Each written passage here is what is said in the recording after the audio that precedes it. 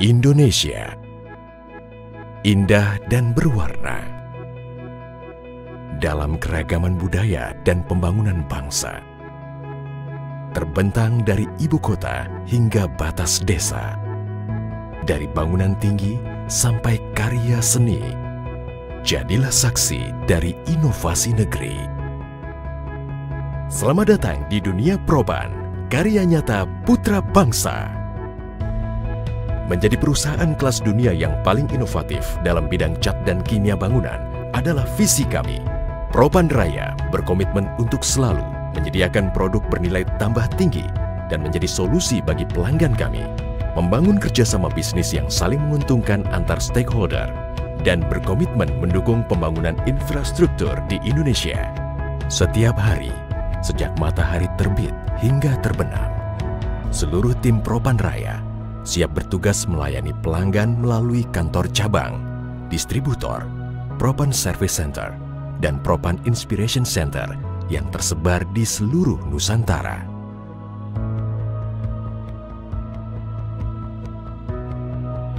Didukung oleh pusat penelitian yang modern, proses quality control yang cermat, fasilitas produksi dengan state-of-the-art technology, satu-satunya di Asia Pasifik yang memproduksi cat ramah lingkungan berbasis air, dan mesin tinting pertama di Indonesia yang terintegrasi dengan aplikasi mobile yang dikembangkan sendiri oleh tim Proban.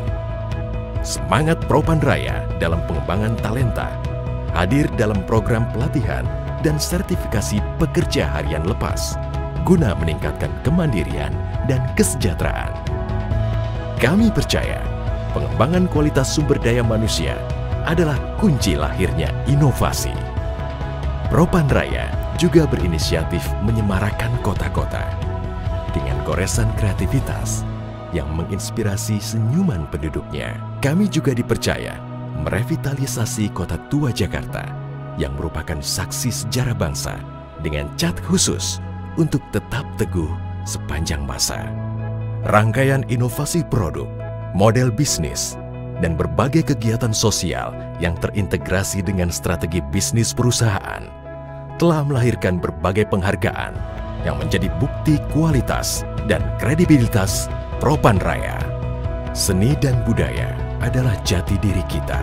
Dalam era pembangunan modern, Proban Raya sungguh peduli terhadap kontinuitas identitas bangsa yang kami jelma setiap tahunnya menjadi sayembara arsitektur Nusantara. Atas kepeduliannya, Proban Raya dinobatkan oleh Menteri Pariwisata Republik Indonesia sebagai lokomotif arsitektur Nusantara. Proban Raya berinovasi tanpa henti untuk negeri.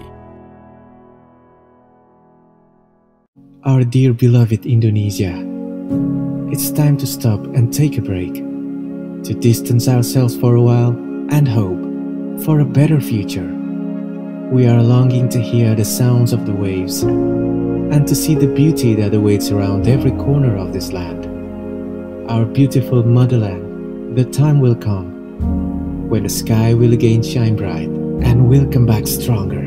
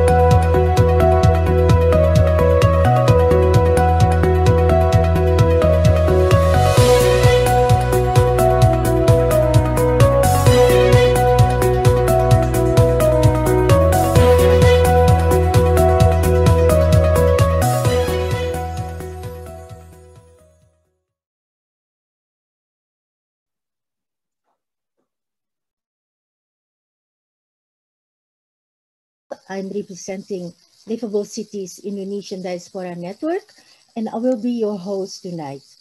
I especially would like to welcome our guest, Ibu Diana Kusumastuti from the Ministry of Public Works and Housing, who will give the opening remarks soon. And we are very honored to have you here, Ibu Diana. We are also delighted to have participants from around the world, from Indonesia, of course, but also from Malaysia, Singapore, the Netherlands, Italy, Sweden, Cambodia, South Korea, United States, the United Arab Emirates, Austria, Philippines, Qatar, the United Kingdom, Australia, Russia, China, France, Albania, Japan, and Switzerland. Before starting our event, we would like to express our gratitude to our sponsors. Without them, the webinar would not be possible. It's the Indonesian Ministry of Tourism and Creative Economy, PT Propandraya, Ateja, and also our partners, Indonesian Diaspora Network in the Netherlands, IDN United, IDN Global, Nufik Meso Indonesia, the Holland Alumni Network, and ICANET, or Ikatan Alumni Nederland. I would like to explain what Liveable Cities is. We are a platform under the Indonesian Diaspora Network in the Netherlands, and we take a positive approach towards issues related to urban design, urban planning, landscape planning and design, architecture, and infrastructure planning. We believe that good pilots and best practices could be very useful for the future of our cities. Our activities are also supported by the Indonesian Embassy in The Hague in the Netherlands, by Indonesian Diaspora Network Global, and IDN United.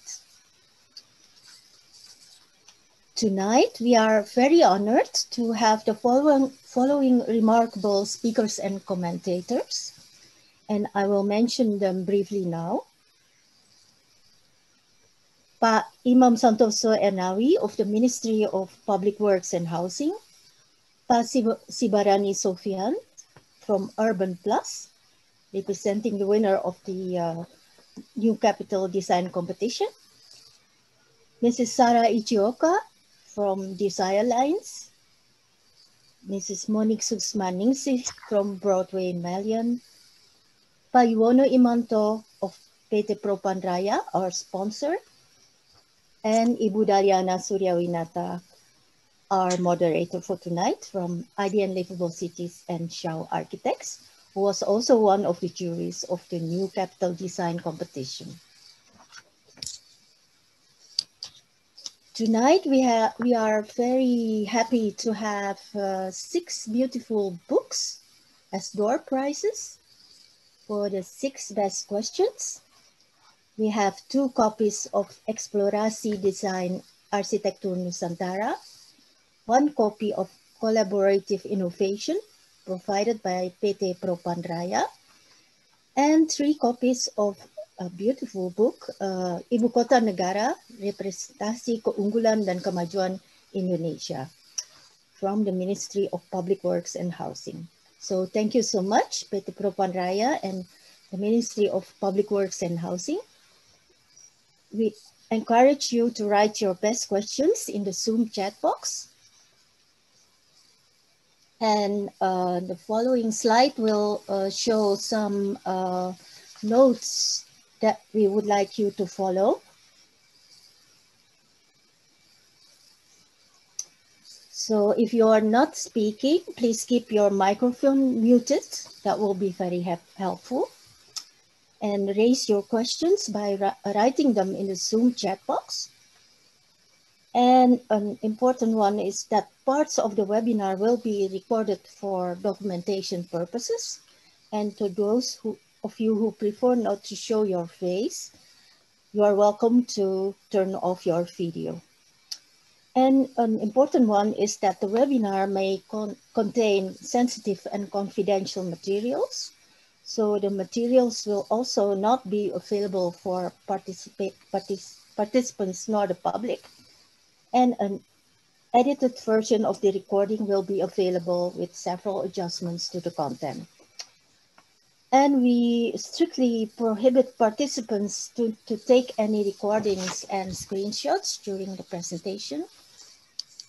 We would appreciate if you follow that, and we urge you not to share any related materials presented in the webinar in any format on any media. The organizing committee hopes that all participants would follow these rules, and we thank you for that.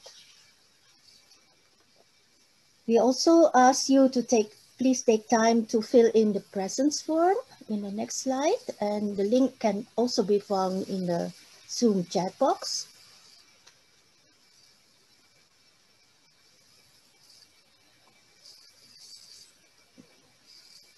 And for the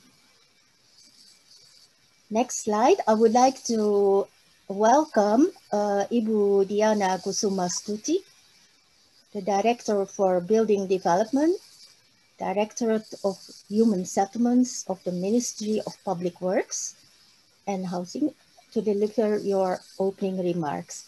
We are very honored to have you here, Ibu Diana. Selamat malam. And the time is yours to give the presentation.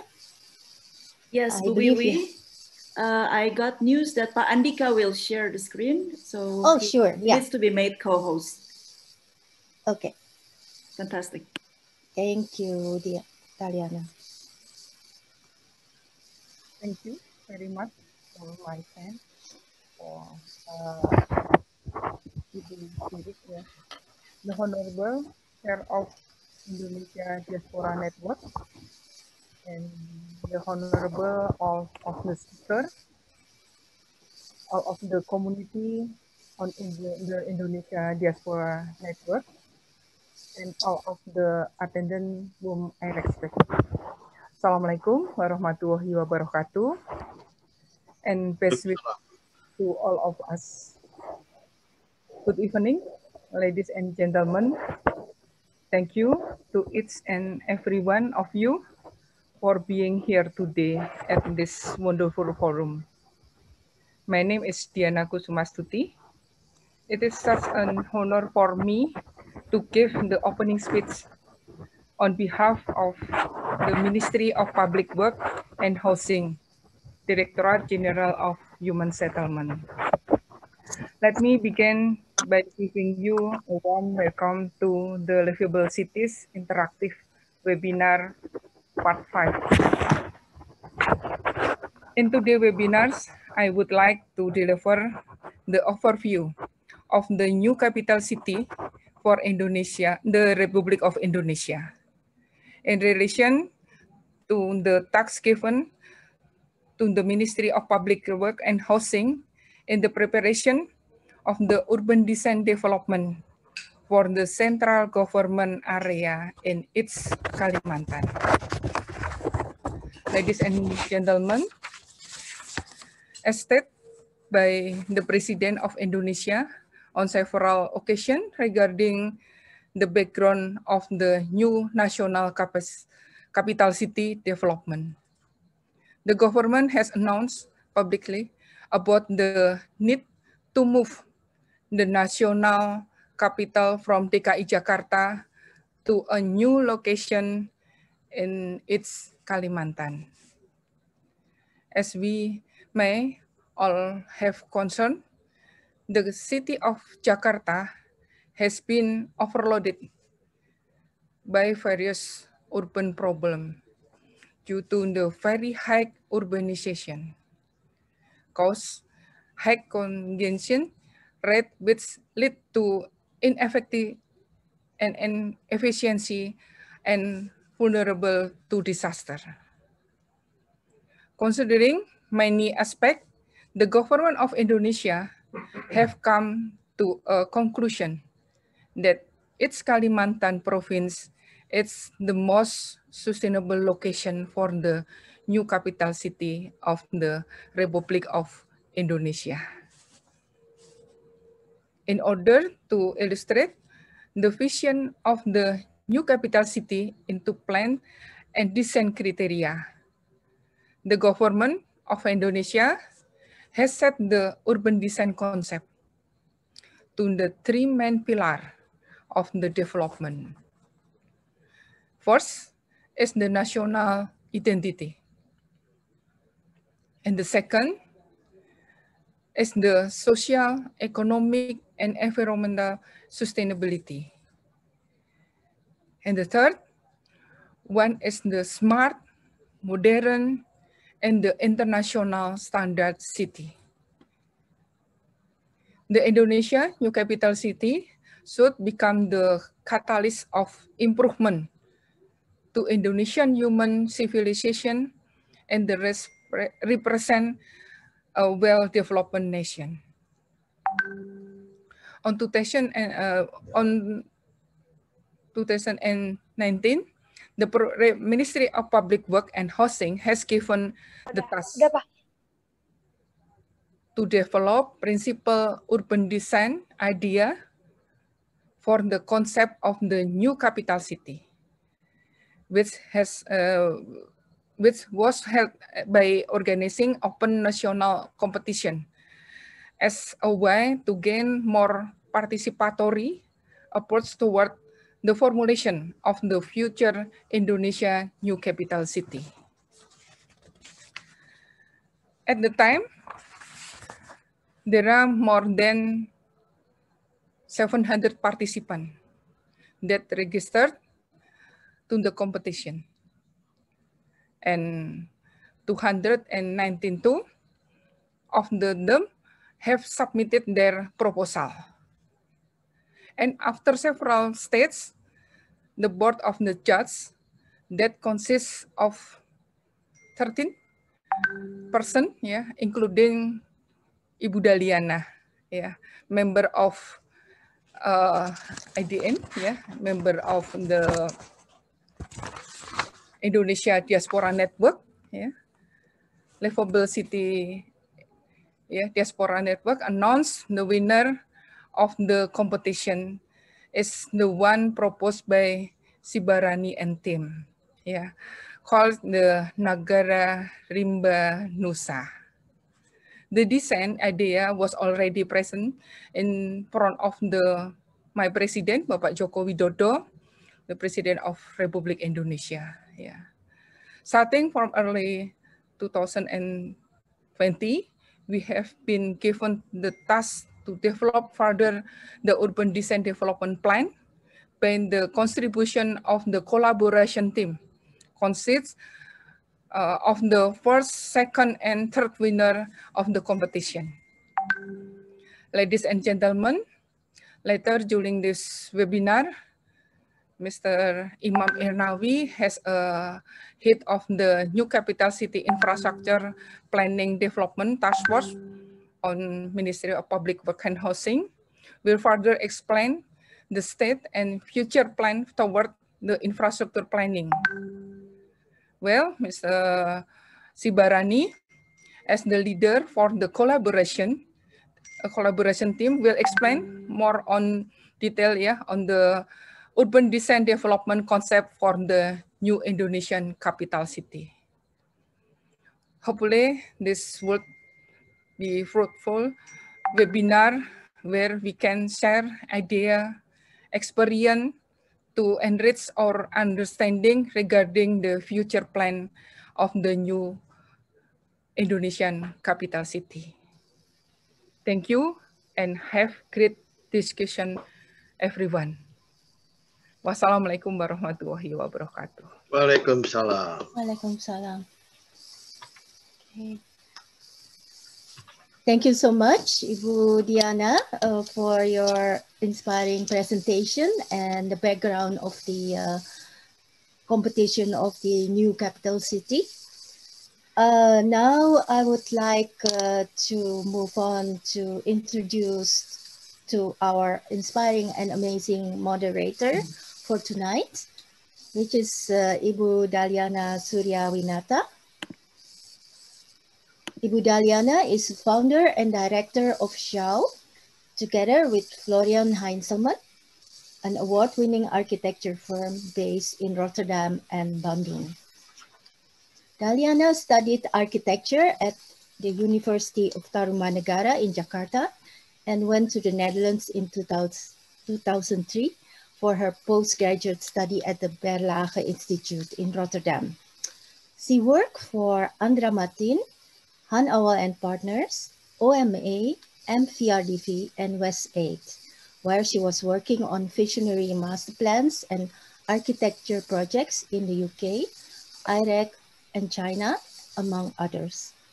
Daliana taught master courses at the Technical University of Delft, lectured and curated international exhibitions in many places. She's one of Globe Asia's 99 most inspiring women in 2019 and a recipient of the Indonesian Diaspora Network Innovation Award in 2012. She's part of our very own Diaspora Liveable Cities, and last but not least, she was one of the juries for the new Capital of Indonesia Master Plan Concept Competition. Without further ado, I would like to welcome and hand over the floor to the moderator, Ibu Daliana Suryawinata. Daliana, the floor is yours. Thank you very much, Ibu Wiwi. Thank you very much, Ibu Diana, for a very inspiring opening that makes our event official now. Thank you so much for that. Ladies and gentlemen, thank you for having me as your moderator tonight. I have always been interested in this topic. So when I was appointed as a jury member under Pa Imam and Ibu Diana, I was really excited and it felt like a very big responsibility. And it was indeed a very big responsibility. After a long process of full hard work with the jury members, sorting out very beautiful concept plans to select winners out of 290 entries, we were very exhausted, but also we were really much full of hope for the new capital. Actually, the challenge of a capital city is always the same everywhere in the world: how to be monumental and representative, yet at the same time embracing human scale and make it livable. But designing a capital city today is actually even more difficult than in the past. And why is that? Because we are expected to be smarter now than in the past. We are expected to do better environmentally, societally, because the world audience also want to have a say, because it's Indonesia and it has to be special. So it has never been an easy task to design a new capital city anyway, but history has proven that other parts in the world have done it. So why can't we? And why can't Indonesia do it better? So today we are going to explore how does the winning design look like and how is the design process to date. And we're very lucky to have the speakers that Ibu Wiwi have announced. And we're going to start with the first speaker. Yes, next slide. Oh yes, I have to first do the event rundown. I forgot about that. So we're going to have a 20-minute presentation from Pa Imam Ernawi and a 20 minutes presentation from Pa Sibarani. And we will have 5 minutes each for our brilliant commentators, Sarah, Ichioka, and Monique. And then we will have a sponsor presentation from Pa Yuwono for 15 minutes. And after that, stay tuned because there will be 4 breakout sessions and every one of us can discuss more freely in a smaller group. And there will be questions and answers after that. So stay until the end and there will be closing remarks as well as the book prize announcement. So I would like now to introduce Pa Imam Santoso Ernawi, our very special speaker today, very hard to get. So Pa Imam Santoso Ernawi was born in 1955, graduated from ITB Architecture in 1979, and completed 2 master degrees from Washington University, Master in Engineering Policy and Master in Construction Management. He has worked for the Ministry of Public Works since 1980 until this year, with the fields of duty ranging from building development, public works development planning, housing and settlements development, spatial planning to human settlements development, and many other special assignments. Wow, that's really a lot. Since August 2019, Pa Imam has been assigned by Minister Basuki as the chairman of the Task Force on Infrastructure Design for the new capital city. Currently, he is directing and providing guidance for the completion of urban design preparation for the core area of the new capital. Pak Imam was also the chairman of the jury team for the national competition of the new capital city. Previous experiences of Pak Imam include being the chairman of the Task Force on Infrastructure Development for the 2018 Asian Games, which was really successful, being the Director General of Human Settlements, Director General of Spatial Planning, and expert staff of the Minister of Public Works with the field of integrated development. Outside of the structural assignments in the Ministry of Public Works and Housing, Pak Imam had represented the ministry at the National Council on Climate Change and also as a co-founder of Sustainable Urban Development Forum Indonesia, which is known as SUDFI, and is currently active in the organization of Habitat Partnership Indonesia. So, Pak Imam, please enlighten us with your 20-minute presentation. We're looking forward to hear from you. Thank you, Pak Imam. Thank you, thank you. May I share the slide? Yes, please. Okay.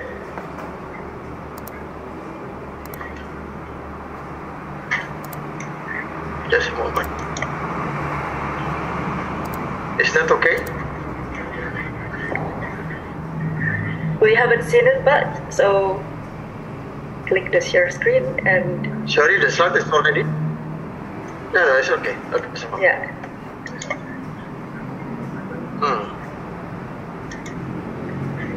I'm sorry. No problem.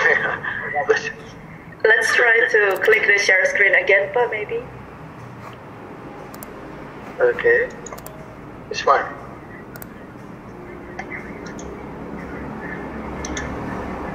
Sorry. I should share first files.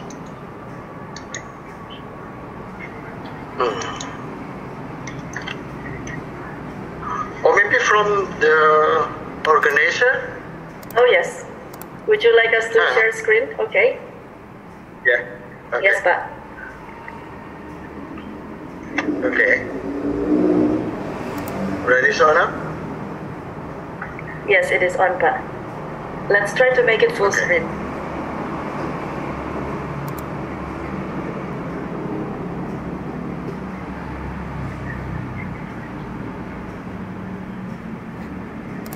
Okay, shall we?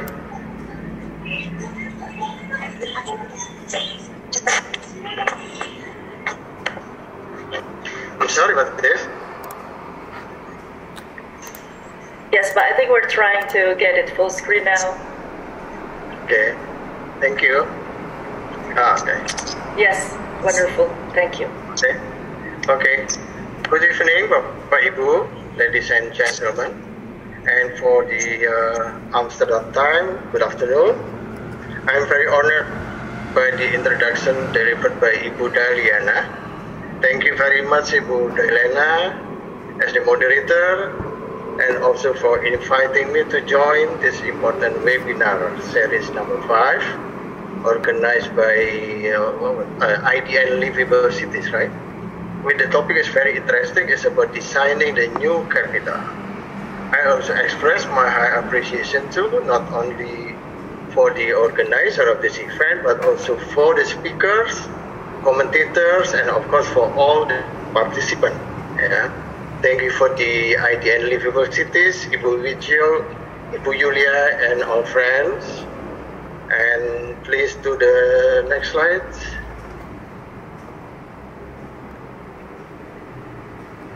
Next slide, please. Okay.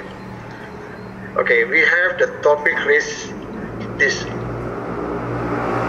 evening is very interesting, challenging, and just in time. Yeah. As we know that the issue, the policy, and the plan to move the Indonesia capital city, the IKN, to East Kalimantan, Penajam Pantai Utara, and Kutai Kartanegara regencies have attracted the interest of the people at large, not only just related professional, but to be more understand and to support, and if also possible to give inputs for the process, includes in the design phase for all aspects.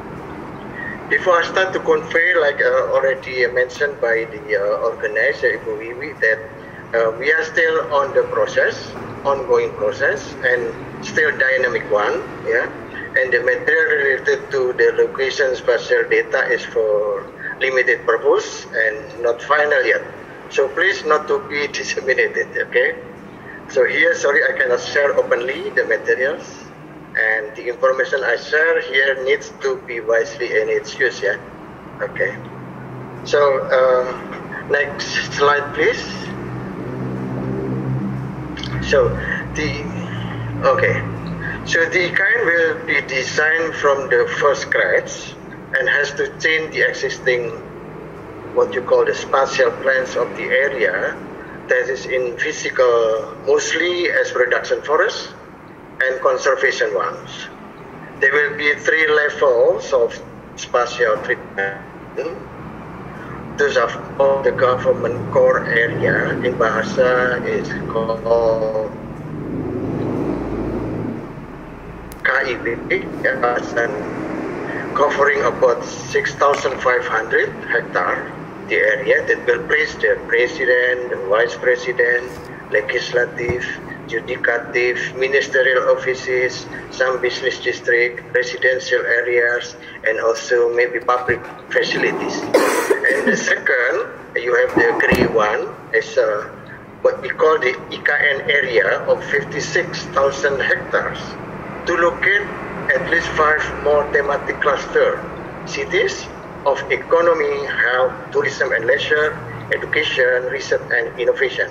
And the third one, the widest, the extension of IKN, we call KP IKN, covering about 256,000 hectares to accommodate such as agricultural industry center, logistic, food and agriculture center, and high-tech industrial development center.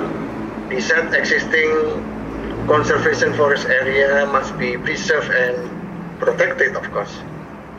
So the main challenge is how we can develop the new area while committing to preserve and rehabilitate forests and natural environment, and considering estimated population in 2045 at least, totally for the whole area to be about at least less than out of 1.9 million people.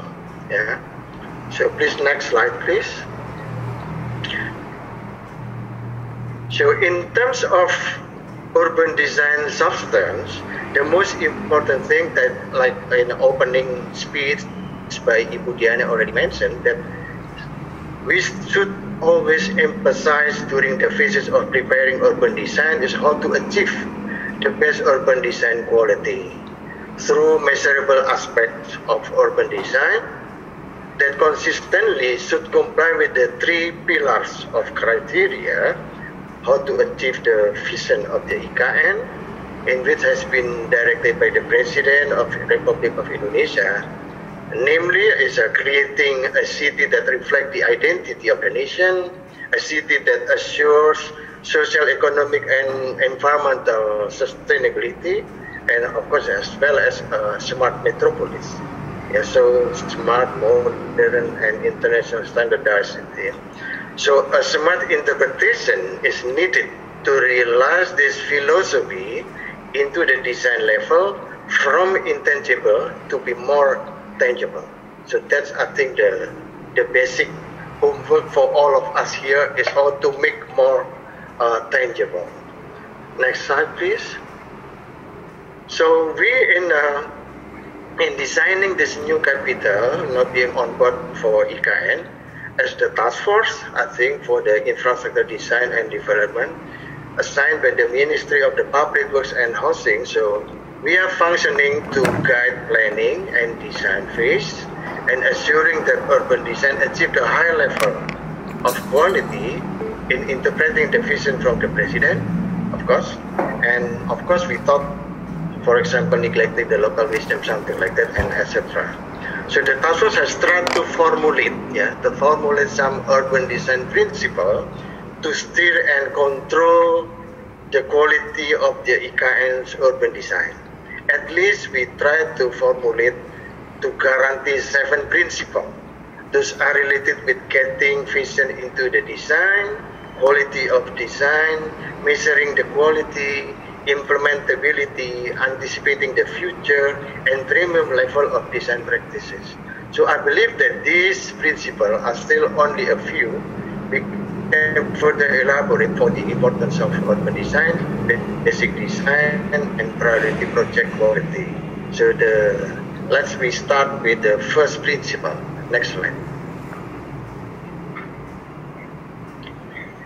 So following up the vision directed by the President in August last year, the Ministry of Public Works, like already presented by the Ibu Diana, as an open national competition regarding the IKN urban design. So like we are very happy this evening we have one of the jury and the moderator. I think here Ibu Daliana is worked very hard with 10 more jury, I think. So we have 11 jury to at least evaluate 200, like Ibu Diana mentioned, 292 submission of the proposal, and then can select at least the best one is with the concept of Negara Rimba Nusa. Yeah, so it becomes a big challenge, I think, to bring consistently the vision into the design by using the concept of Negara Rimba Nusa. So the Minister of Public Works and Housing directed that in the next more detailed development of this IKN's urban design should be carried out by a collaboration team. Yeah, it consists of 3 best winners to develop the urban design using the concept of Negara Rimba Nusa. Yeah, this collaborative design has been carried out since January 2020, and with the impact of the COVID-19 pandemic, so I think this finalization is still a little bit behind the schedule, but still in our plan to complete this year, I hope. So this reschedule also give the design team an opportunity to coordinate more intensively and to harmonize the substance with ongoing planning activities. Those are the detailed plan, detailed spatial plan, and we have also the master development plan. So this parallel process is very challenging. The second principle, so the next slide, we call it as, please, the next slide, please. So we call it the city that plans. Yeah.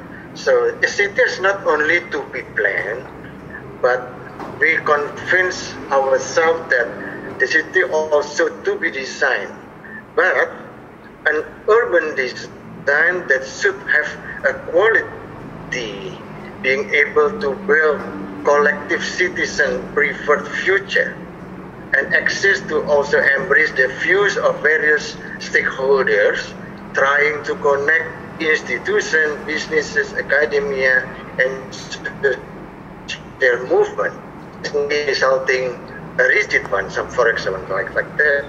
So with 3 levels of urban design in relation with the covered area, so we should first how to design, we call it the urban design development, will in more detail give main guideline of building and environmental design for the whole area of KIPP, the yellow one, and to ease the next at least when we try to prepare in more detail, we call it the urban design and development guideline, although in Bahasa we call it RTBR, for prioritized area, as well as in preparing basic design for areas and sectoral physical development. So this is the first one. I think we should complete the urban design development for the yellow one.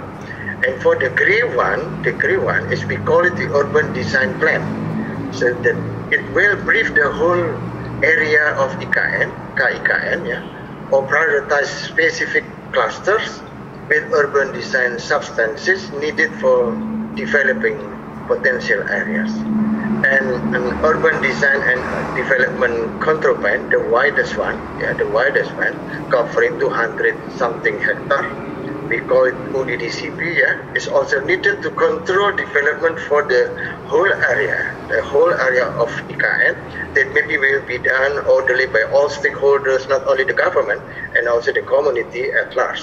So this framework of urban design deliverability should allow local actors to learn and adapt on a continuous basis to face uncertainties and risks, as well as to support innovation system.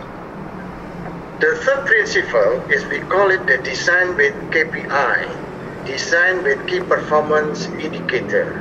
Next slide, please. Next slide. Okay. So to measure the application of a quality-based urban design, the tool of KPI, key performance indicator, is inevitable. The three pillars of identity, sustainability, and smart metropolis concept of the vision of IKN should be measured in more tangibly in terms of design component and element. So those are, among others, using at least, we can elaborate this, but at least we have 5 views of public welfare, ecology and habitat preservation, urban connectivity or transition, urban infrastructure, and the last is ICT infrastructure. In practice, it may be consisting of at least minimum, we have branches of KPI is at least 20 branches, we can call it. Implementing KPIs in urban planning and design nowadays are still in our country is still relatively experimental.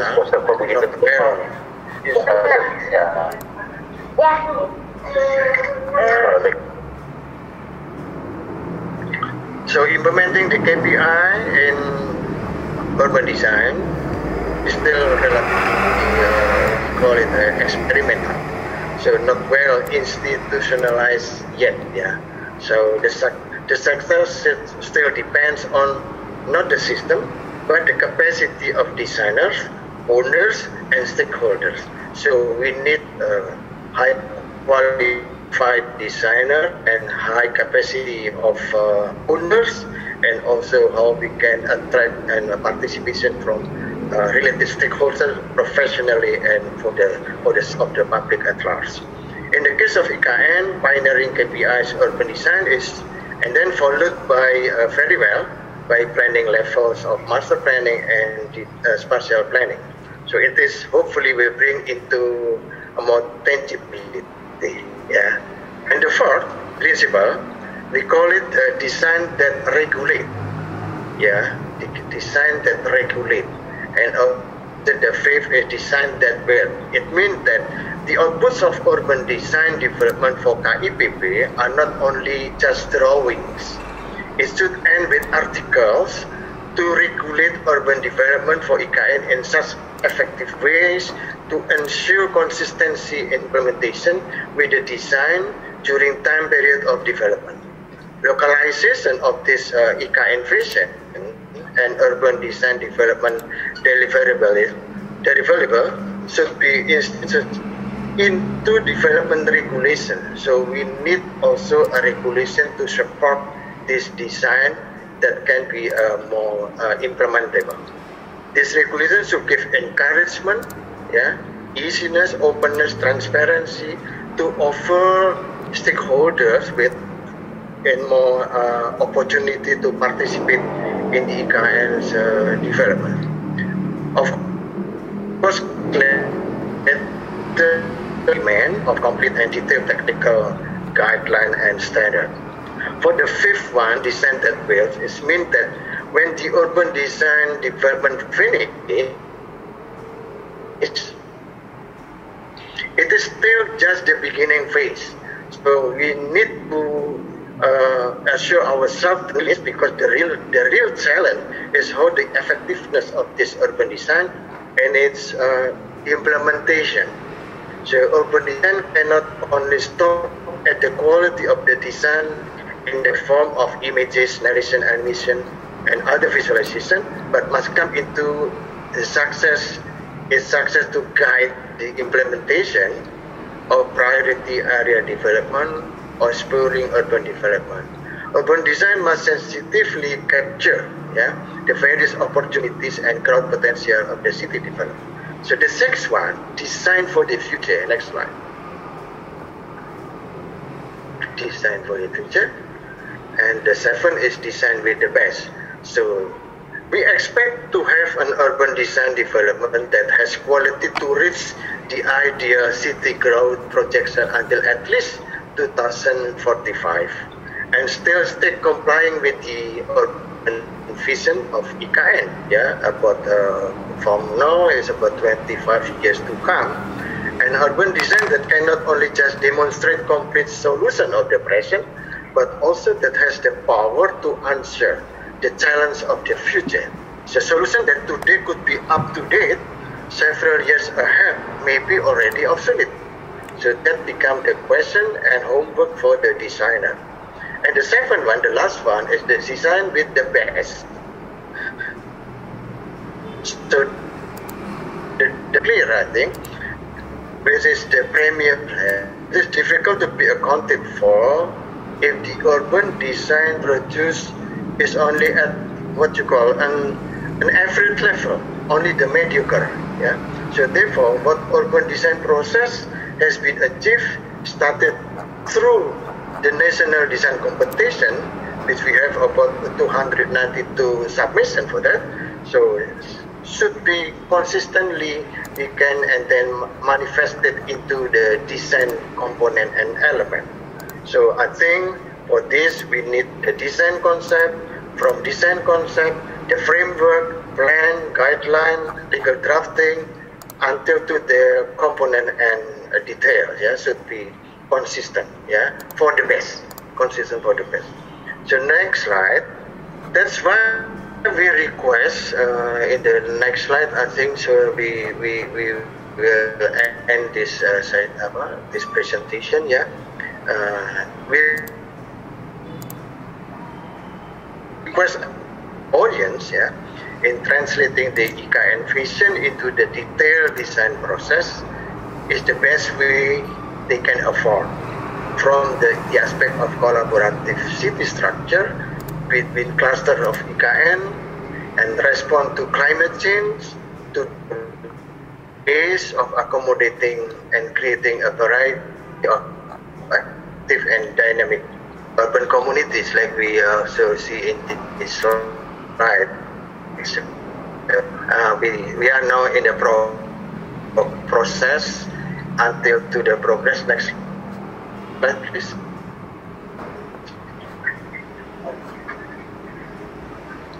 Next slide. Okay.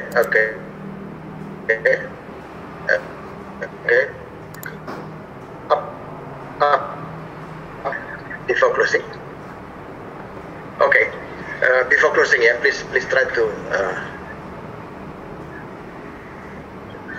Okay. So today we are in a position to harmonize our with updated primary data and planning process from other ministries, and the development of this urban design into detail level has been processed from urban design plan and the visioning plan. After this, Pak Sibarani, I think, will present to all of you. So in closing, I think just to remind that designing a city in more specific IKN present a challenge for urban designer and all experts who must be best at capturing the aspiration of all stakeholders and multi-sectors and accommodating them into the transformation of IKN vision through best design practices. The city not only stop with has to be planned, but must also to be designed, with understanding that this urban design that can be implemented. It is a challenge, I think, and also an offer for all of us to be able to wholeheartedly contribute as best we can, including also through this very important and very good webinar. Thank you, Ibu Daliana. Thank you very much for all, and thank you. Thank you so much, Pak Imam. That was very such a clear overview, very inspiring and informative at the same time. And it is so heartwarming to know that everything is being taken care of in the strictest order under your task force. So we are really curious what will happen with the next steps. And I would like to welcome Pak Sibarani to present the design, which we are all have been waiting for as well. But first, I would like to introduce Pak Sibarani. So, Pak Sibarani Sofian is a passionate urban designer, planner, and business leader with extensive experience in various urban projects in Asia, especially Southeast Asia and Indonesia, focused on executing sustainable urban development based on an integrated multidisciplinary approach. Sibarani has gained vast experience while working at firms such as SOM, RSP, EDAW, and ICOM.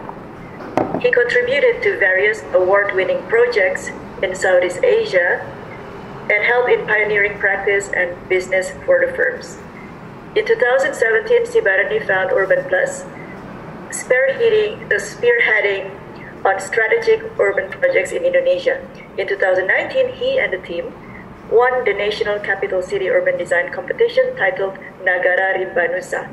Sibarani sits as advisors in several cities and regencies in Indonesia, various ministries and institutions. He initiated the formation of Indonesia Urban Designer Association, or IARCI, in 2019, which he is now serving as Secretary General. So please, Pak Sibarani, the stage is yours.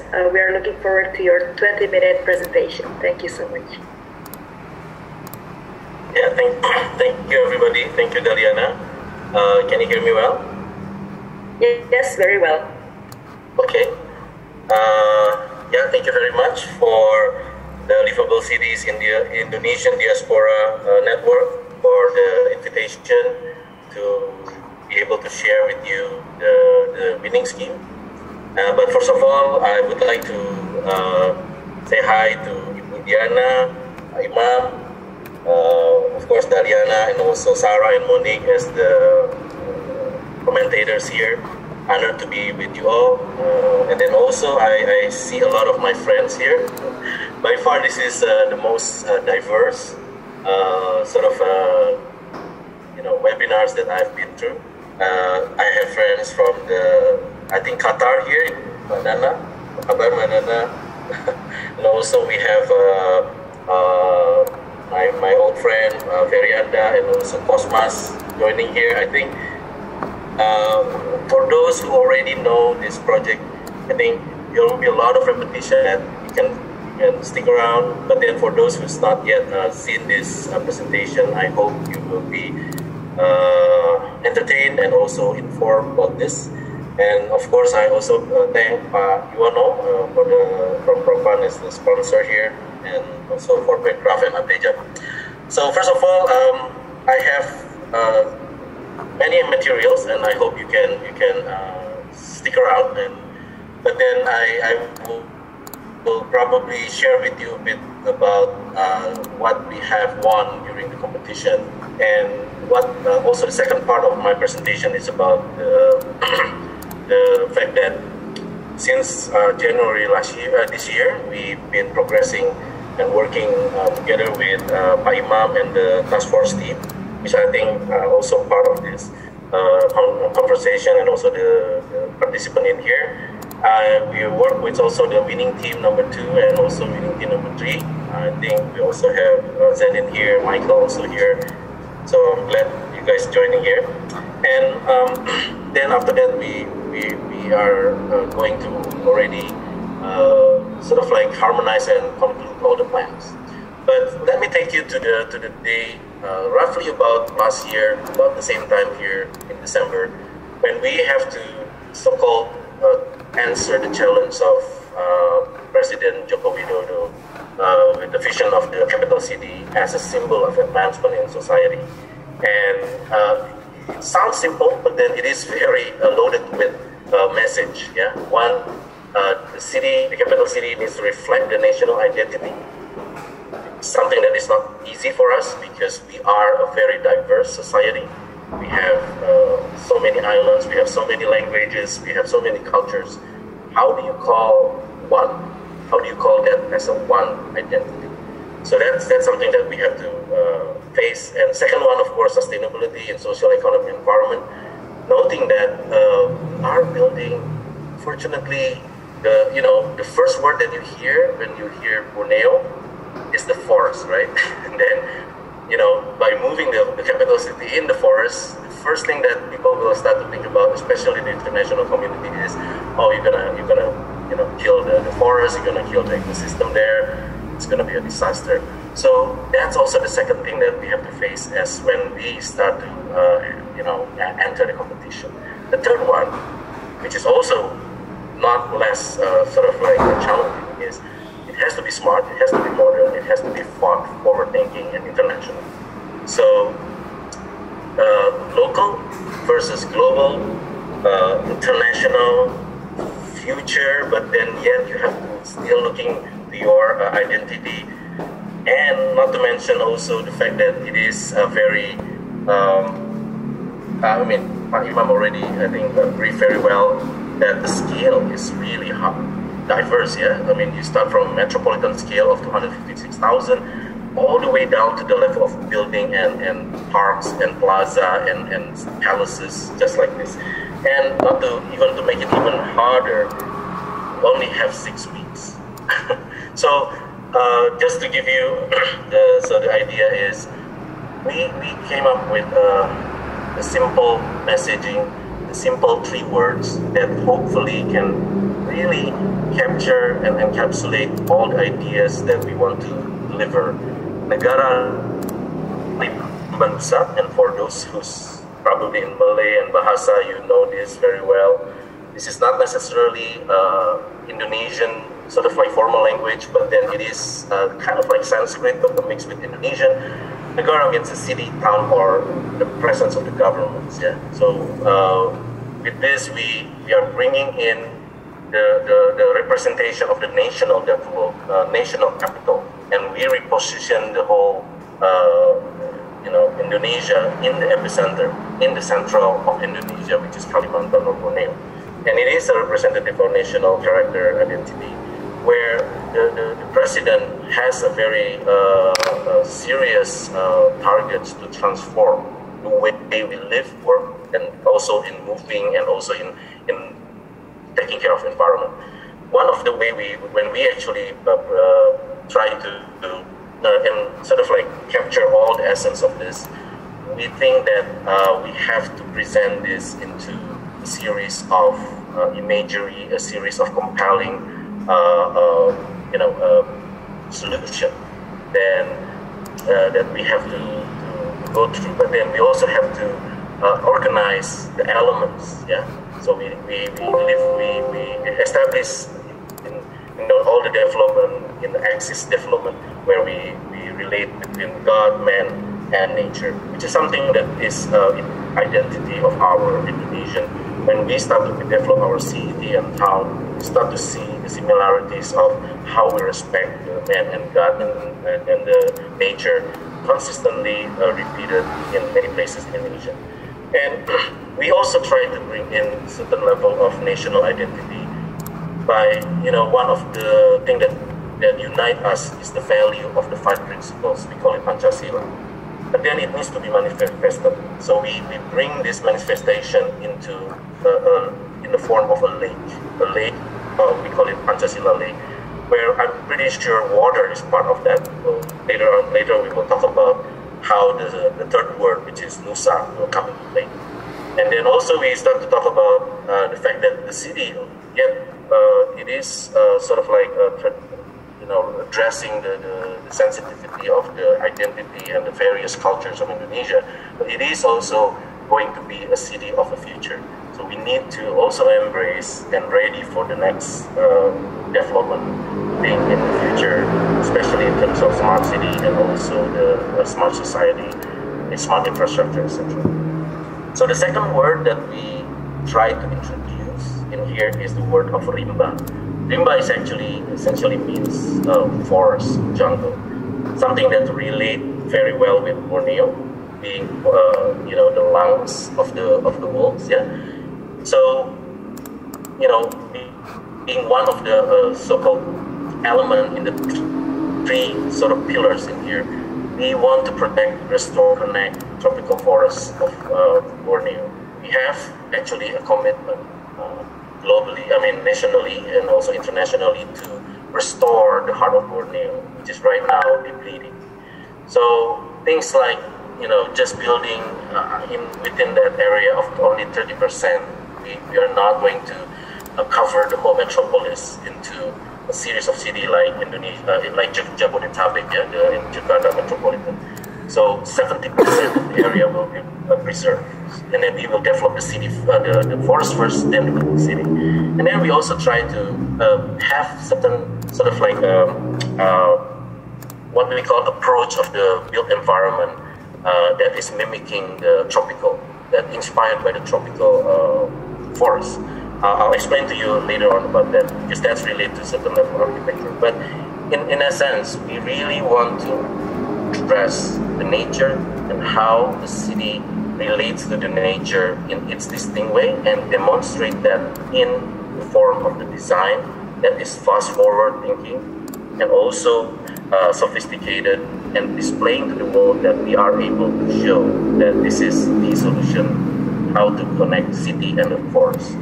And the third element is Nusa. Nusa means island, where we are inspired by the fact that we are the society that is living in an island. Nobody in Indonesia is not living in an island. That's something that relates us as one, one entity. We may not realize it, but then it is part of that sort of like archipelagic sort of mentality. Basically also shape us as a nation. So the relationship between the forest and the city, and also the water, and being part of that ecosystem, is something that we want to bring up. The way we manage the water, the way that we also relate to the water, is something that we want to celebrate. In fact, some of our constellation of the city is actually inspired by its constellation of an island. Not necessarily all water, but it could be also the sea of green, because we are surrounding ourselves, with the green of the forest. Although the forest itself is basically currently is a man-made forest. Yeah, it's a production forest.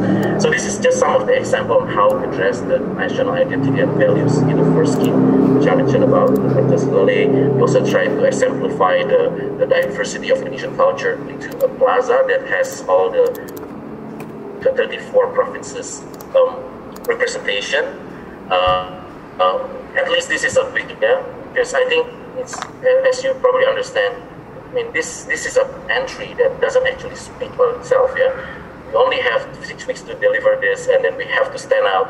We have to put something that's simple enough that people can grab and understand and relate, but then you can explain everything within that essence. And then the shape of the architecture, we also start to give a clue of that being part of our identity.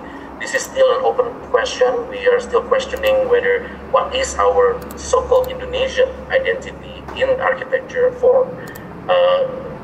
Is the roof is part of our identity? Is it something that unique about it? That's why we try to embrace the idea of the roof into our capital palace. And this is where we start to talk about focus on forest first, develop the city later. So this is almost like a figure ground approach, very much contrasting approach. You tend to build city or infrastructures, call it the muscle or the energy, but then you tend to forget about the softer part of it, the mother nature, the sort of like the antithesis of your building. So you need to also take care of that. So we bring that forward first. And then one of the initiatives is to make sure that we identify our area, and we choose our area wisely by having all the forests mapped out first, before we bring in the constellation of the cities. The cities itself, and when we have the first brief, it was planned for 1.2 million, although the whole area is actually planned for 1.8, because this is only the area of 56,000, which is the intermediate level that you're looking at. The one in the center here is the 4, yeah? Malam Pak Wayan, ini sambil dengerin yang lain juga nih saya. Sorry, I'm mute. Gimana Naomi udah tidur belum? I think we have to turn off the. Sorry. Okay. Let me continue. So we have. I think Pak Imam also mentioned that there is a clusters within that 6,000 hectares. The capital cities being one, which tend to be at that time we tend to think that it is the core. And then we have a satellite of 5 to 6 different cities with certain theme, because I think the TOR calls for that high-tech city, the wellness city, the educational city, innovation city, sport city, because it is not only just one, but then it is a series of cities. But we don't want to have these cities dominating the whole landscape of the area. We want that to be intertwined between the nature system below. And then within that, we try to also the model of the building, the model of the urban environment, being inspired or being learned from the tropical forest of Borneo. So one of the principles that we have at that time, although we haven't really resolved it at that time, was to use the tropical forest as an inspiration on how to relate that to the urban environment that we try to create. One of the examples is trying to create the buttress roots and also to bring the forest floor concept in the city itself by allowing, the structures not to directly hit the ground, but then sit on the stilts, so we can allow certain things to move very freely at the ground level. The wind, the ventilation, the water, the ecosystem, the nature and also the culture.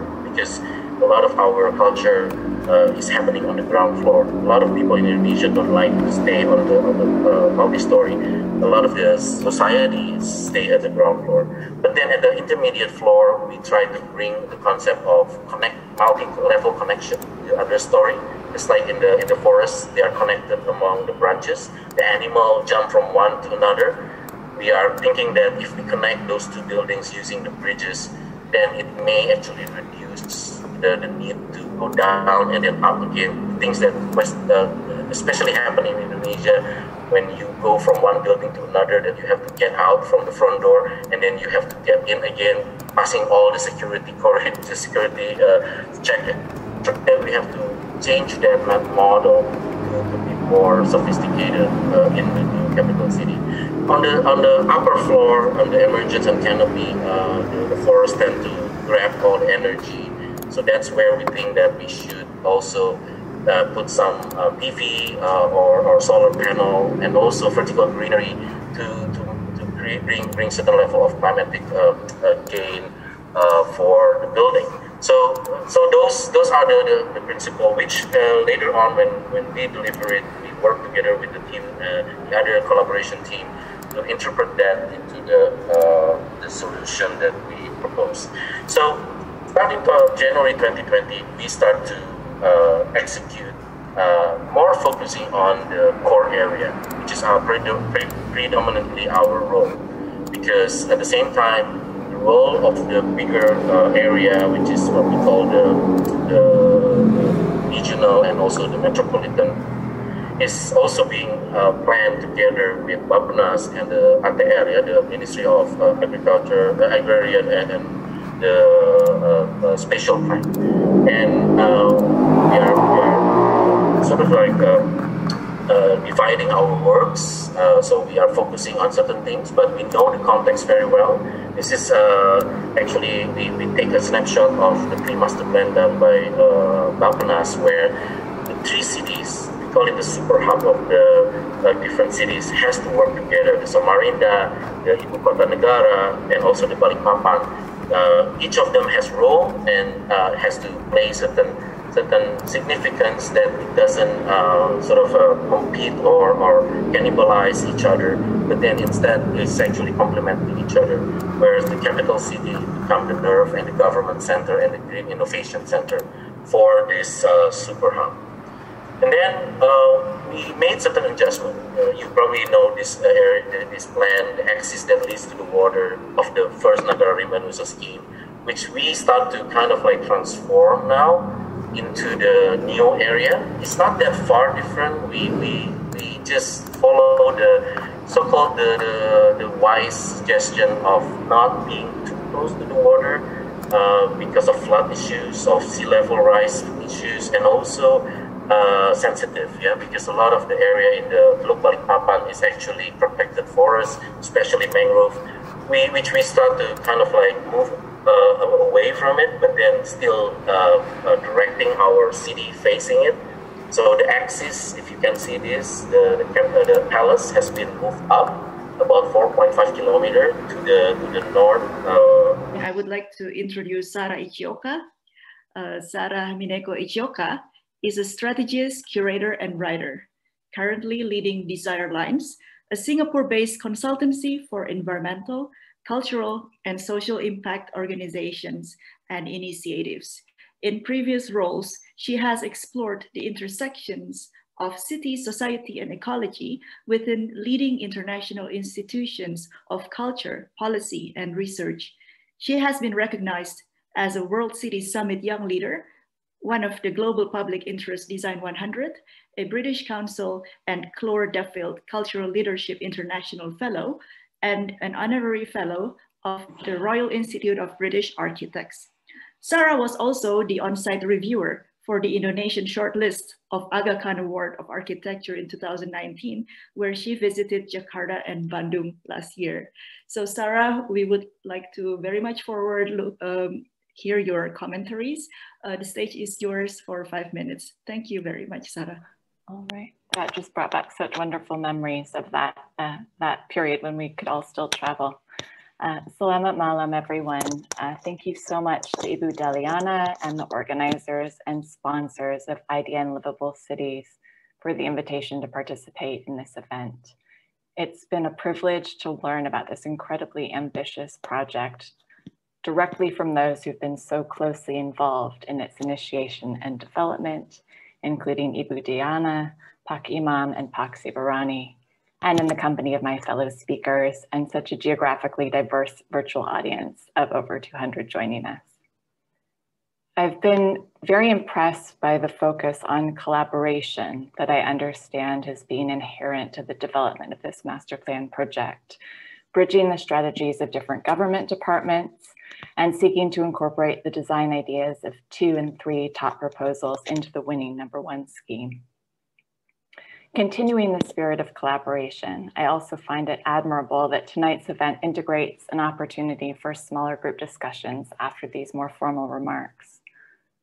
I think since this is an inherently utopian project, saying let's design a new polycentric national capital from scratch in 6 weeks, I say let's take the occasion of this somewhat confidential event as an invitation, as our invitation, to make sure that we stay as idealistic as possible with our ambitions for it collectively.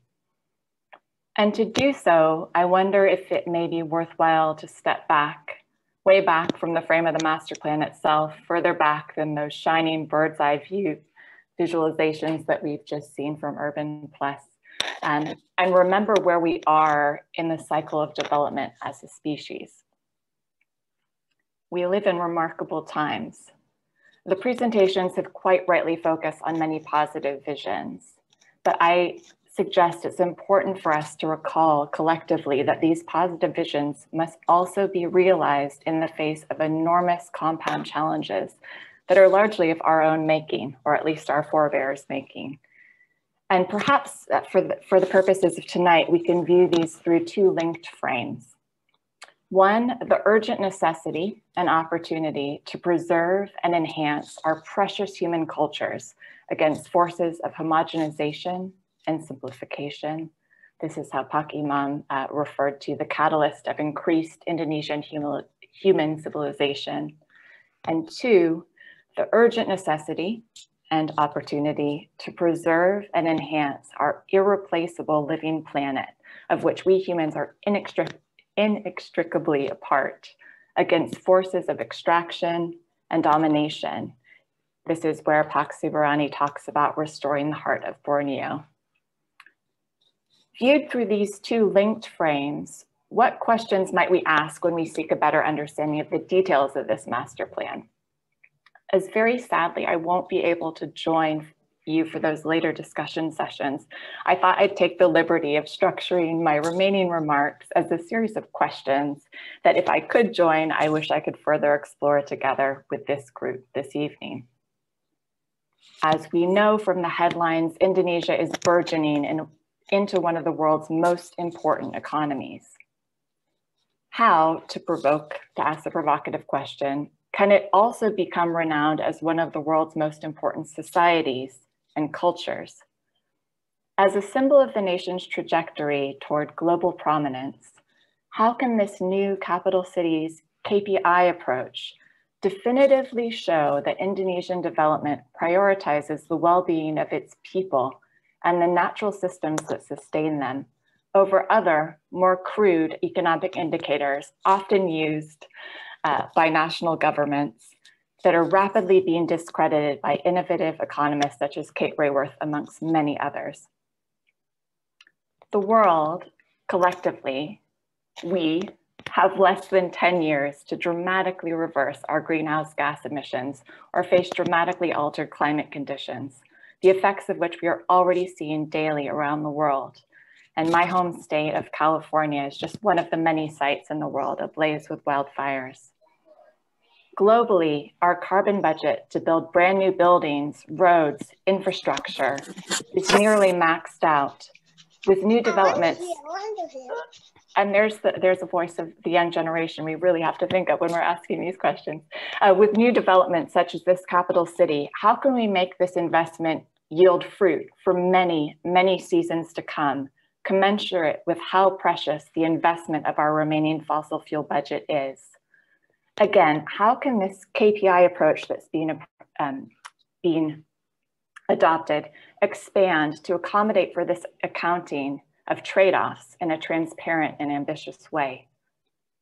And how can the new capital's KPI approach tie directly into Indonesia's global aspirations and responsibilities, synchronizing with the UN's 2030, that's less than 10 years away, Sustainable Development Goals, and actively contributing to Indonesia's national contributions to meeting the Paris Climate Accord? For example, and again, I'm provoking, I think that's our role, I do not mean to be impolite, but are the wonderful green ambitions for the new capital compatible with the planned incorporation of the Balikpapan as a petrochemical and logistical muscle of East Kalimantan? I ask this because here in Singapore, we face a similar challenge where the smokestacks of the industrial powerhouse of Jurong Island are always present as the gray shadow skyline to the photogenic and green super trees of the Gardens by the Bay Master Plan. I would also love to learn more about the many cultural and historic touch points for the master plan. What lessons from Jakarta and other Indonesian cities have been incorporated into these proposals, and how in particular do the proposed KPIs measure up against these existing real cities? And I'd love to hear more about the lessons from other new capital cities around the world that were just touched on in some of those last slides. Also, I understand that the design has moved site once, and I would love to know how the design has responded and adapted to the very specific conditions of the specific site where it's going to touch the ground. Finally, how can this new smart metropolis contribute to the flourishing of human dignity, well-being, and potential in a way that is specifically Indonesian, addressing the complex diversity of the cultures as mentioned by Pak Sibarani and others?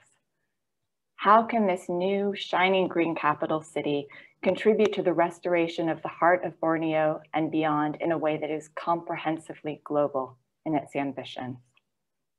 Once again, given that we're discussing an inherently utopian project, let's enjoy this unique opportunity to be really utopian in our own ambitions for it. Or perhaps seen another way, to be ambitiously pragmatic as the process evolves about what questions it will need to answer to truly help to build the regenerative spaces and society our era demands of all of us. Thank you very much.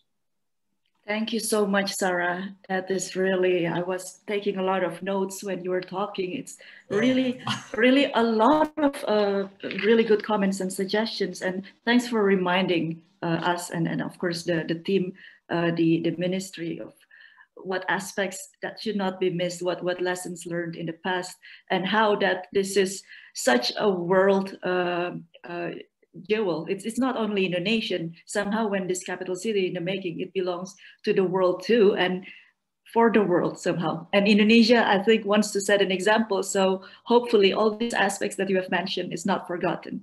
And thank you very much. And too bad you cannot stay for the question and answer, but it's really late in Singapore, I know, I understand, and I'm really sorry for making the time so late.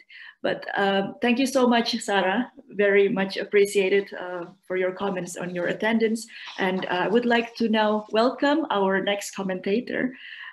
She is Monique Suksmaningsih, and I would like to introduce her. Monique is a regional board director of Broadway Malyan, based in Singapore.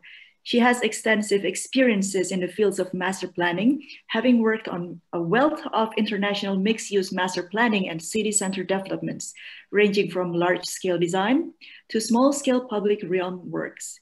She has played an instrumental role in the practice's growing profile in Indonesia. Prior to joining Broadway Malyan, Monique worked at Con Patterson Fox in London and BVR in Rotterdam. She graduated from TU Delft with a master's degree in urbanism. So Monique, thank you very much. We are looking forward to hear for your commentaries for the next 5 minutes. Thank you. Thank you, Daliana. Thank you for sharing, Bu Diana, Pak Imam, and Pak Sibarani. It's a really great scheme, and also not many countries that are building new capital city in the world. So it's really a privilege, you know, as in Indonesians, and it's really great to hear really comprehensive design principles set by Pak Imam that guides the design process. I've prepared just one slide through my for my comments. Can I share the screen now? Please do, Monique. Thank you. Can you see the screen? Yes, still waiting for it. Probably it will pop up very soon.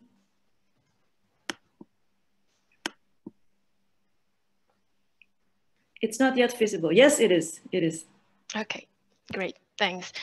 So I want to start with the SDG, which is the goals, the Sustainable Development Goals 2030, and what Sarah has mentioned earlier. I wanted to focus on the SDG 11, which is the Sustainable Cities and Communities, and it's probably summarize what I wanted to chat through today with the goals of making cities and human settlements inclusive, safe, resilient, and sustainable. And Pak Imam has mentioned earlier about the biomimicry city, which is it's really the core essence of a circular economy. And talking about the circular economy and also having this opportunity for the capital city and how we can do it better and how it can all be in the ecosystem. And so looking at the holistic approach to closing the loop and also working with the Tri-Cities as the ecosystem, as Pak Sibarani has mentioned with Samarinda, Balikpapan, and also the new capital city, how we can close the loop in water strategy. And it's more than just like a various urban design strategy, but also how we can close the loop and also backed by policy to make it happen. Pak Imam mentioned as well the design that regulates, so how this could also be sort of like the the system that we can develop. It's more than just closing the loop of water, but also include behavioral change program, and including the social aspects and sustainability strategy, how we can get the public involved in the closing the water system, but also about the well-being. We talk about the sustainable cities and communities, which is putting the human health and well-being at the center, and that is the sustainable future, and the well-being while creating the loop to create a circular bioeconomy, which is devoted to sustainable well-being, how we can protect and enhance biodiversity, but also enhancing recreational connectivity, and also taking the opportunity to restore the nature, which is also part of the KPI, and also about the waste, which how we can also achieve through a resource recovery center, while also developing business opportunities through using this reusing the resources. So maybe with the smart city and with the smart system, how we can centralize the data that sometimes people don't know. It becomes a waste because people don't know that there is that waste that could be actually somebody else's supply. So how we can also build the whole ecosystem as the zero waste strategy, and talking about designing as nature, as a biomimicry city. So it's not just designing with nature, but it's actually designing as nature, and nature has no waste. And also looking at the energy and how we can recycle the waste into energy, like how we can also look into working with the ecosystem, again with the Tri-Cities strategy, and it could also diversify jobs, which is to the next point, which is the human resources, and putting the people at the center, how we can also bring the vulnerable groups as part of the plan. So creating diversity of jobs, how we can bring in the innovations and training, enhancing skills, and make sure that the local community is being included in the decision-making processes. And there could also be a synergy between the new industries and the existing industries with the capacity building that could also help bringing up the sustainability and the training and skills as well. And the last one, which is the industry and looking at the Tri-Cities as ecosystem. We mentioned, Pak Sibarani mentioned Samarinda as the urban manufacturing, and also for the petrochemical at the Balikpapan, and logistics, and how could that working together in the more sustainable way as an ecosystem, and tying with the existing ecosystem, not just looking at the MNC, not just looking at the big industry, but also looking at the smaller industry, the smaller economy, the informal economy, like how it could also be brought into the whole system addressing the climate change, and of course how it could also play big role in food resiliency. We are now in COVID-19, which a lot of many governments have shifted the focus towards city resiliency, like food resiliency is one of on the top agenda, and how the new capital city could also play a part in that. And the next point that I wanted to touch on is on the participatory planning, which Imam also mentioned that if the focus group discussions and engagement with the community has been carried through the process, and how it could also influence the design, and not just doing the participatory planning, but also empower them to make decisions as part of the decision making in the process, and carry through the participatory planning through visions throughout the operations and the life cycle management, and also ensuring affordability, which is another key points to achieving the sustainable cities and communities, affordability and inclusiveness. Make sure that we understand that there is income gap, of course, but there should be minimal gap on well-being for people. And also when we're looking at the mobility, which is the public transport, looking at who's that public transport is for, men and women travels differently, and how we can also improve that in the planning, and making a blueprint that is different and inclusive. And the last points that I wanted to talk about is on the implementation strategy. It's such a huge project, a very ambitious project, and the first phase is very important. The key phasing strategy, and of course, as project like with long term like this, flexibility is also important. How the push and pull factors playing in. For example, we might have to provide car park now, but in the future, we might need a lot less car park. And how would that be transformed like a flexible typology, probably, that could also play in that, and also in the infrastructure that we provision what's now, but also in the future when it changes and there is already a push and pull factor strategy plan. And also in the implementations, which is important, is the including the participatory planning as well. So design with evaluation. So it's making sort of like a loop, design evaluations that will feed back again into the design, and then it's sort of playing into the feedback into the design and then into the guidelines. And it's all sort of in a constant collaborations. And so the collaborations and integrations, is great to hear that there's a lot of collaborations with the stakeholders and community. And therefore, it's like creating an ecosystem, and it's the ecosystem of the collaboration as well, and work it together. Thank you. Thank you. Yes, thank you so much, Monique. Stay around. I'm sure, stay around for questions and answers. I'm sure we have a lot to discuss. And thank you so much for your very important commentary, Monique. And thanks for mentioning the SDG 11, Sustainable Cities and Communities. And also you mentioned participatory planning, which is easy in theory and hard to implement. And I think it's very important for the team to think about how to balance the top-down approach with the bottom-up approach, since this is a capital city, but it's about human lives too, and closing the loop. So thank you very much, Monique. And last but not least, we have an amazing person here. He's Pak Yuwono, and he is one of our sponsors, and we are very happy to have him today. He will make a presentation for 15 minutes, but before that, I would like to introduce him briefly. So Pak Yuwono Imanto was born in Pekalongan. He is the director of PT Propan Raya, ICC, a paint manufacturer company in Indonesia. He recently received his doctoral degree from University of Indonesia. Besides his professional work, he has an interest in creative economy development in Indonesia.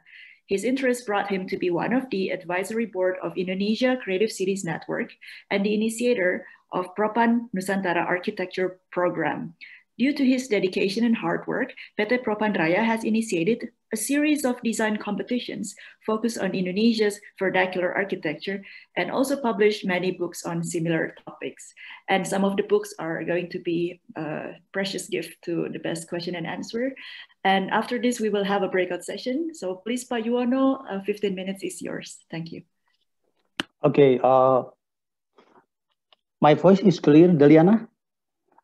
Hello, my voice is very clear. Okay, very clear. Yes. Okay. Good evening, Pak Imam Ernawi, Ibu Diana, Bu Daliana, and also Pak Sibarani, and ladies and gentlemen who are in Jakarta or in other cities in Indonesia or in Singapore, in Malaysia, and good afternoon for everyone who are in Amsterdam or in other European countries, and also good morning for those who are in other part of the world. And I share my screen, yeah, Bu Daliana, yeah. Please do, Pak. Yes. It's already? Yes, it is up and clear. Okay. Okay. First of all, I would like to say thanks to the organizer to give me the opportunity to be a speaker as a sponsor. Propan Raya is 100% Indonesia paint company that is ready to contribute in the development of urban design and the Indonesia New Capital City, or IKN.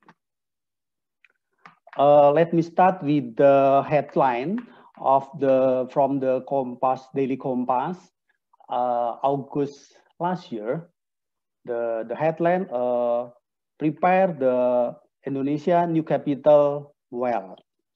When we talk about Indonesia new capital, most of people would think about smart city, city 4.0, or even city 4.5. So in the next slide, I have to discuss about what is the definition of smart city. The first definition of smart city is city development based on information and communication technology, where infrastructure of information among local government, business, community, and the potential of the city are provided. The second definition is the concept of city management that combine the various of technology to create an environmentally friendly place to be a livable city for each people. This is the first winner of the Indonesia New Capital City Urban Design Competition that has been already explained well by Pak Sibarani. The name of the city is Nagara Rimba Nusa, Forest plus Archipelagic City, Transformasi Peradaban Bangsa Indonesia. In the next slide, I would explain what is already explained actually by Pak Imam Ernawi, the three criteria of Indonesia New Capital City. First, Indonesia New Capital City as the identity for culture development of Indonesia country. Second, city sustainability that is environmentally friendly, both from socioeconomic and disasters. And number three, Indonesia New Capital City is not for today's generation, but actually for future generation. So the city must be designed to fulfill the international standard as a modern and smart city. So based on the second definition and the three criteria of Indonesia New Capital City, smart city must include the smart economy, smart governance, smart people, smart environment, smart mobility, smart living, that also already explained by Pak Sibarani. So the INCC or IKN is not only smart city, it's also the green city, cultural city, creative city, heritage city, etc. So what Propan Raya will contribute for INCC or IKN? Propan as Indonesia Paint Company has a mission not only concerning for the business, to the customer, to the business partner, but we have a mission to concern to the people development, to the environment, with this natural environment, social and cultural environment, and has commitment to support the development of construction, architecture, and infrastructure in Indonesia. Propan Raya is actually knowledge-based company. All product we have developed is based on research, based on product development, and produced by advanced state-of-the-art production technology. This is the Propan Dekorini Raya that was established in 2017 is the first state-of-the-art paint factory that produced water-based paint with this environmentally friendly product. We call it green coating, and is operated fully automatic by robotic technology. And as mentioned by Ibu Daliana, since 2012, Propan Raya supported the development of Indonesian architecture by conducting the series of architecture design competition that trace the green issue and local culture or local genius. This competition has produced 8 books of architecture Nusantara design competition. And since 2015, Propan Raya also supported the program of government to develop creative cities in Indonesia, to develop a creative industry, creative economy, which is related with tourism. And in this case, architecture has the important contribution to achieve the purpose of creative cities. And also Propanraya for the past few years support the revitalization of heritage city. In 2017, we started with Jakarta Old Town Revitalization Program. On 2018 and 2019, we support the Semarang Old Town Revitalization Program with by developing the special paint for old building, which is called Decor Silica paint, which is breathable paint. And this year, we support the revitalization of Istiqlal Mosque with our stone cast series product, and also water-based and also environmentally friendly product. And this is the revitalization of Seribu Rumah Gadang, which is under completion this year in Solok Selatan, West Sumatra, using our Propan Ultran Wood Care, which is also water-based product and environmentally friendly product. And regarding the smart city, Propan also ready with the digital channel and media platform. We have a 6 official website. We have program video-based 2 channel. We have social media management. We have activation digital online and offline. And also we have a 6 app, Propan Color Inspiration, Android tinting automation, Salesforce automation, transportation management system, project information system, etc. And also regarding the concern to the environment and society, we have a multi-sponsor program collaboration online and offline. And by our technology, we can produce the full range of paint, including wood finishing, polymer flooring, metal protective coating, wall paint, waterproofing, and specialty paint like stone care series, and also metal protection coating for smart mobility, for LRT, for MRT, etc. So with our technology, we are ready to support the smart city development in Indonesia, not only Indonesia new capital city. This is the full range product for construction, architecture, and infrastructure with this design produced by using our technology. Following slide, I will show the project reference that has been done by Propanraya in Indonesia. This is a Gelora Bung Karno project, which is prepared for Asian Games 2018. This is our spot product, and then wall paint, and then the epoxy polymer flooring using in this project. And then continuing with the main stadium of Papua Bangkit in Papua, Stadium Tangerang, Stadium Manahan, all are using our paint system. And this is, we call it Rumah Susun PUPR, ya, the flat of the Ministry of Public Work and Housing in throughout Jakarta in 2018 and 2020.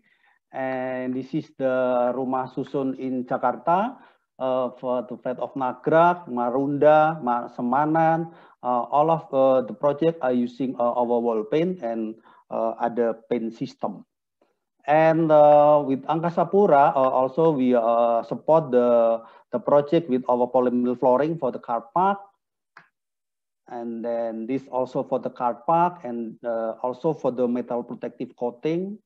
This is all the steel construction use our metal protective coating. And also this is for road marking line with our traffic code system product from Propanraya. And also the car park building in Ngurah Rai is using our polymer flooring, our wall paint. And this is airport in Adi Sumarmo Solo, in Aero Asia Cengkareng, Ahmad Yani Airport Semarang, and the other building, the hospital, the Cancer Hospital Dharma is also using our wall paint, not only normal wall paint, but in interior we have antibacterial wall paint using in this hospital. And the other hospital, RSCM, Tarakan, RSTU Koja, Karyadi, Muwardi, and the other, also for the education building, now is under construction. Gadjah Mada University is building a 7 new building and will following 2 building. So all are use our wall paint and waterproofing. And it's IIN Pekalongan. And then it's ada university in Surabaya, Muhammadiyah Yogyakarta, and is also 137 sekolah in Jakarta, ya, 137 School of Local Government Jakarta in 2019. In 2020, temporarily stopped because pandemic COVID, and will continue in 2021. It's also in Cipta Karya Building Local Government Jakarta. Including the renovation of Monas, Monumen Nasional, and in Istiqlal Max in Jakarta, using our series of stone care, is also Cipta Karya project in the Max of Al Jabar, West Java, is using our wall paint and our waterproofing, and it's a tower of Telkomsel, using our full system of metal protective coatings. And it's a public building, Gedung Parkir, Car Park Building Polda Metro Jaya, and Car Park Building City Hall Semarang. All of the experience for the project we compile in the purple books of Propan Raya, like a Bible of Propan Raya. The first book consists of the paint technology, the paint technology behind the product. And the second book is a product catalog, consists of full range of Propan Raya product and system.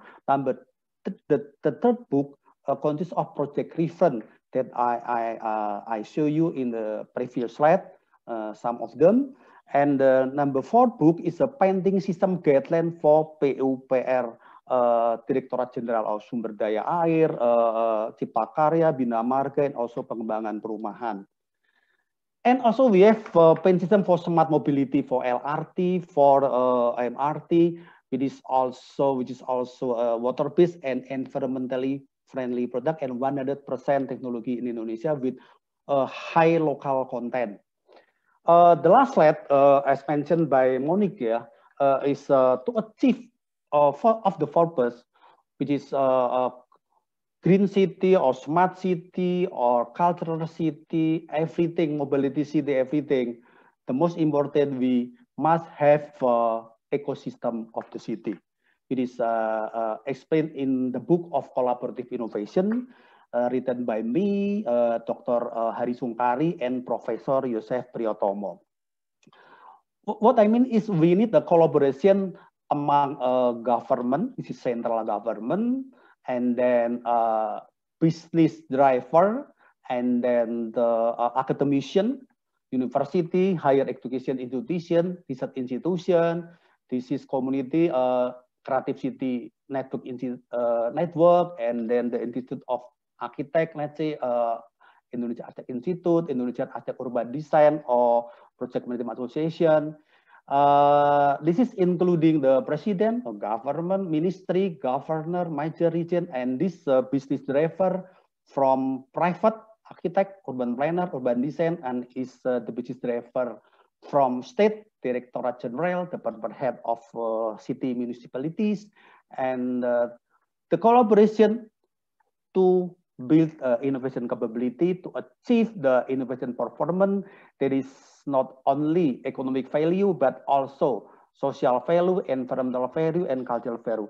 And this, the government policy and the government support, including supporting industry like Propanda, is very important to support the collaboration. So finally, the last slide, already 15 minutes. Thank you. Propan Raya is a 100% Indonesia paint company which is ready to contribute in the development of urban design and new capital of Indonesia. Thank you. Thank you so much, Pak Yuwono from Propan. There are a lot of great projects painted by Propan. Looking forward for more projects. Thank you so much. We are now moving on to the breakout session. And it is very exciting. Stay around. Each of you will be divided into 4 groups, which is happening very soon, I think. And I think in 15 minutes, we will go back to the main panel after the breakout session.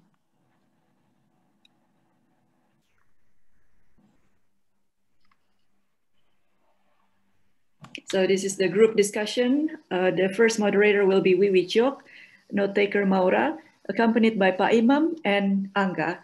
And group discussion 2 will be moderated by Pauline. There will be note taker Reza, accompanied by Sibarani.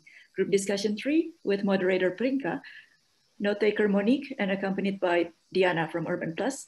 Group discussion 4, moderator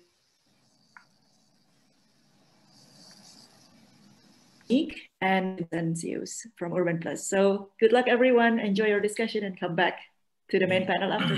Hi. Hey. Yes, so we are going on